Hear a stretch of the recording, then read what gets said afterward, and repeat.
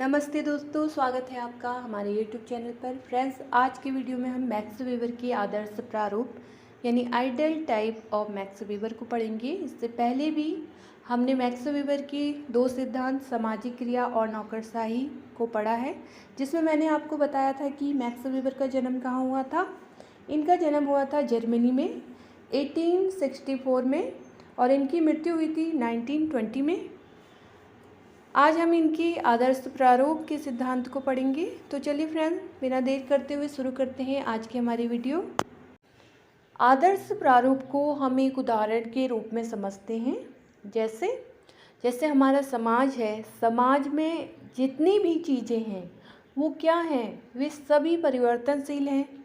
ठीक है, पिछले 20-25 सालों में अगर हम देखें इनका परिवर्तन, तो पिछले 20-25 सालों में पूर्व के ग्रामीण समाज, पहले के ग्रामीण समाज और आज के ग्रामीण समाजों में बहुत परिवर्तन आया है। ठीक है, वैसे ही विवाह के पैटर्न में, परिवार की जीवन शैली के तरीके बदलते जा रहे हैं। हमारे समाज के विभिन्न क्षेत्रों की विशेषताएं और परिस्थिति आज बदलती जा रही है।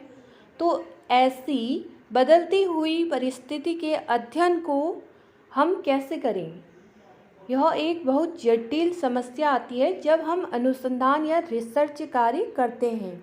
तो मैक्स वेबर ने एक ऐसे आदर्श प्रारूप का प्रयोग किया जिसके माध्यम से हम पुरानी घटनाओं या पुरानी संस्थाओं की विशेषताओं को ले लेते हैं और उन विशेषताओं के आधार पर वर्तमान में जो अध्ययन कर रहे हैं उन दोनों की तुलना या उन दोनों में डिफरेंस करके हम वास्तविक घटनाओं का अध्ययन करते हैं। और जो ऐसा यंत्र है, जो ऐसा मापन है, उसको हम कहते हैं आदर्श प्रारूप। उसको कहा है मैक्स वेबर ने आदर्श प्रारूप कहा है। ठीक है, क्लियर हुआ होगा आई होप आपको। वेबर को आधुनिक समाजशास्त्र का दूसरा संस्थापक कहा जाता है, क्योंकि वेबर समाजशास्त्र को विज्ञान बनाना चाहते थे, किंतु प्रत्यक्षवादी पद्धति के माध्यम से नहीं बल्कि किसी अन्य माध्यम से। वेबर ने समाजशास्त्र के अध्ययन के लिए दो पद्धतियों का प्रयोग किया है, जिसमें पहली है वस्तुनिष्ठ पद्धति और दूसरा है व्यक्तिनिष्ठ पद्धति। वेबर के अनुसार समाज में मानव व्यवहार के यथार्थ अध्ययन के लिए इन दोनों पद्धतियों का प्रयोग किया जाना चाहिए, किंतु सदैव ध्यान रखना चाहिए कि एक मानव व्यवहार के अध्ययन में दोनों पद्धतियों का प्रयोग एक साथ ना किया जाए। तो देखिए, यहाँ पर वेबर का कहना है कि मानव व्यवहार के अध्ययन में इन दोनों पद्धतियों में से एक पद्धति का ही अध्ययन हमें करना चाहिए।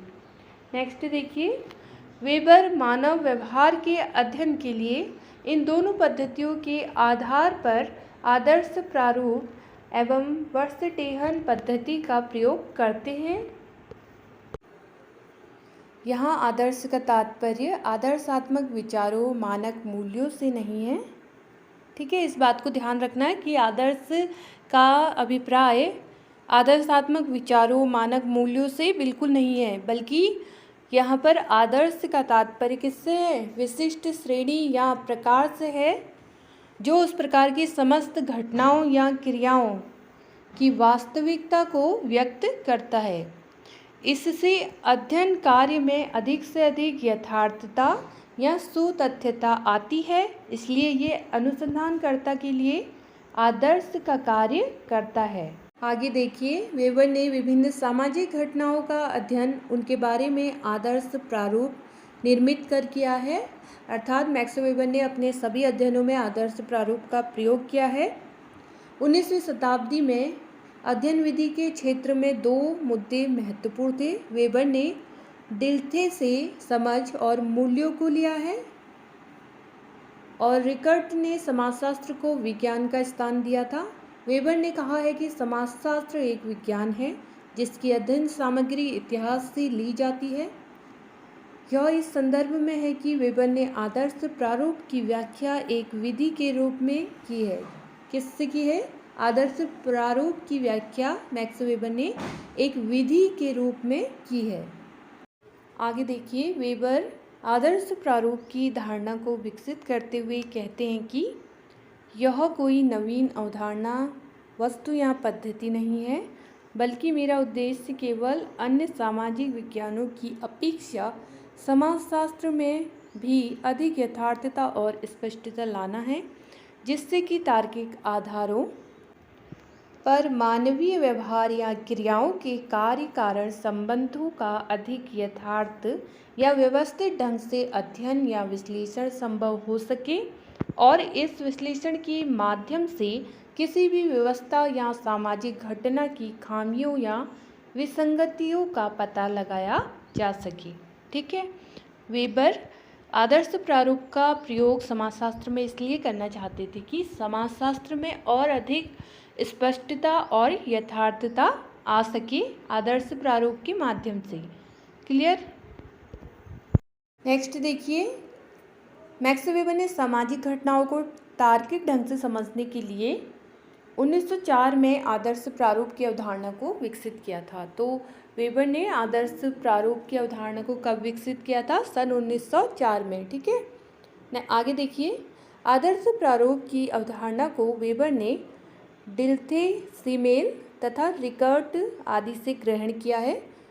वेबर के अनुसार आदर्श प्रारूप ना तो औसत प्रारूप है और ना ही आदर्शात्मक है, बल्कि वास्तविकता कुछ तत्वों के विचारपूर्वक चुनाव तथा सम्मिलन द्वारा निर्मित आदर्शात्मक मापदंड है।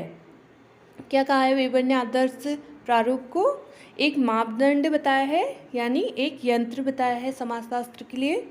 दूसरे शब्दों में यह कहा जा सकता है कि आदर्श प्रारूप से तात्पर्य कुछ वास्तविक तथ्यों के तर्कसंगत आधार पर यथार्थ अवधारणाओं का निर्माण करने से है। आदर्श शब्द किसी प्रकार के मूल्यांकन से संबंधित नहीं है। ठीक है, वेबर कहते हैं कि आदर्श प्रारूप से हम वास्तविक तथ्यों तर्कसंगत आधार पर यथार्थ अवधारणाओं का निर्माण करते हैं। नेक्स्ट देखिए, वेबर द्वारा प्रतिपादित आदर्श प्रारूप की अवधारणा की निम्नलिखित 3 प्रमुख विशेषताएं बताई है। पहला है, आदर्श प्रारूप का निर्माण कर्ता की क्रिया के इच्छित अर्थ के अनुसार किया जाता है। दूसरी है, आदर्श प्रारूप संपूर्णता अथवा सब कुछ का विश्लेषण नहीं है, अपितु सामाजिक क्रिया या घटना के अत्यंत महत्वपूर्ण पक्षों का निरूपण है, विशेषतया उन पक्षों का जिन्हें आदर्श प्रारूप का निर्माण करने वाला विद्वान महत्वपूर्ण मानता है। तीसरा है, वेबर के अनुसार आदर्श प्रारूप सामाजिक विज्ञानों का अंतिम सत्य नहीं है, अपितु आदर्श प्रारूप को मात्र ठोस ऐतिहासिक समस्याओं के विश्लेषण हेतु साधन या उपकरण के रूप में प्रयोग किया जाना चाहिए। नेक्स्ट देखिए, आदर्श प्रारूप के लक्षण। इसमें पहला है आपका, आदर्श प्रारूप में जो कुछ है उसका वास्तविक जीवन में होना आवश्यक नहीं है। इसका मतलब हुआ कि आदर्श प्रारूप में जिन लक्षणों को हम रखते हैं, ठीक है, वो ज़रूरी नहीं है कि वो लक्षण वास्तविक प्रघटना में भी हमें वैसे ही मिले, वो चेंज भी हो सकते हैं। जैसे हमने कुछ कल्पना करी, कुछ कल्पना हमने बनाई रिसर्च के लिए ही सही, तो ज़रूरी नहीं है जो हमने कल्पना की है वो आगे जाके हम रिसर्च कर रहे हैं सच साबित हो, वो चेंज भी हो सकती है, उसमें कुछ उतार चढ़ाव या डिफरेंस आ सकता है।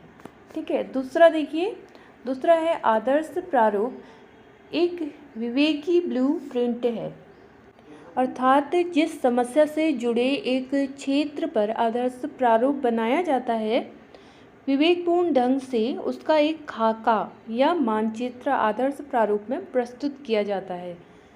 वास्तविक दुनिया में यथार्थ बराबर बदलता रहता है, चेंज होता रहता है, तो उसमें निरंतर उतार चढ़ाव आते रहते हैं।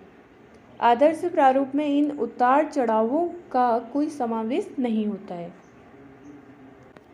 अगला देखिए, आदर्श प्रारूप का संबंध नैतिक रूप से किसी आदर्श से नहीं होता।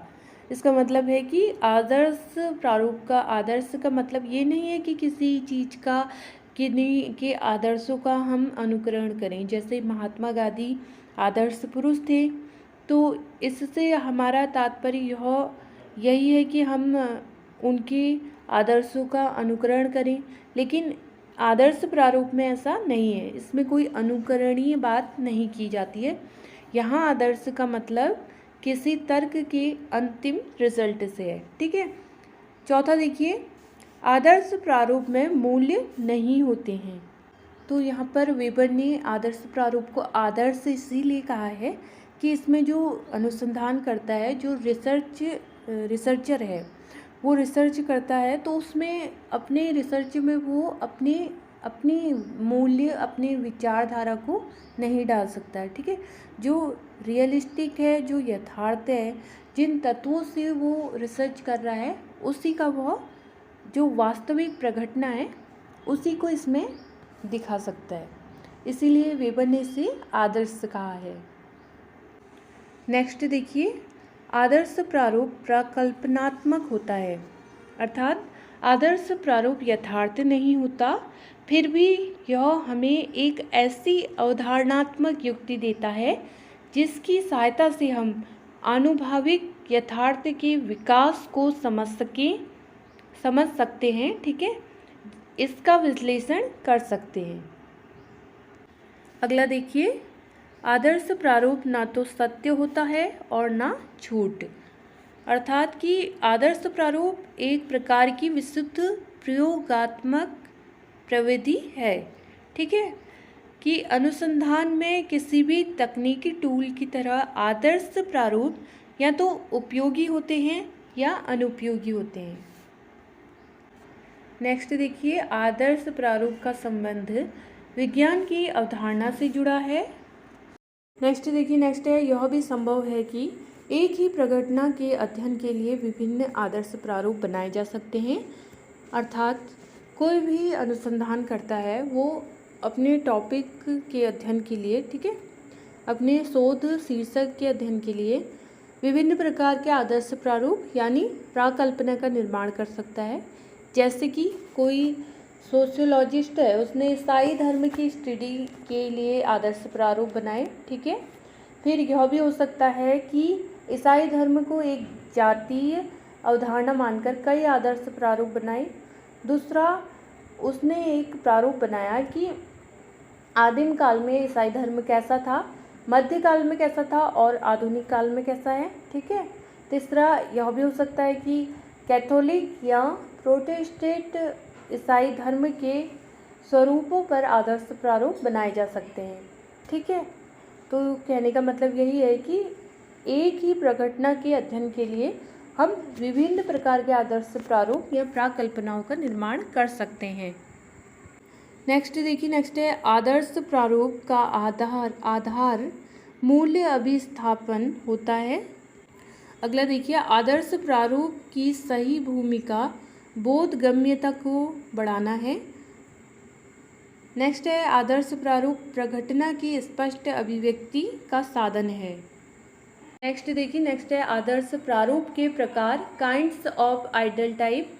पहला है ऐतिहासिक विशिष्टताओं पर बने आदर्श प्रारूप, दूसरा है सामाजिक यथार्थ से जुड़े आदर्श प्रारूप और तीसरा है विवेकपूर्ण व्यवहार से जुड़े आदर्श प्रारूप।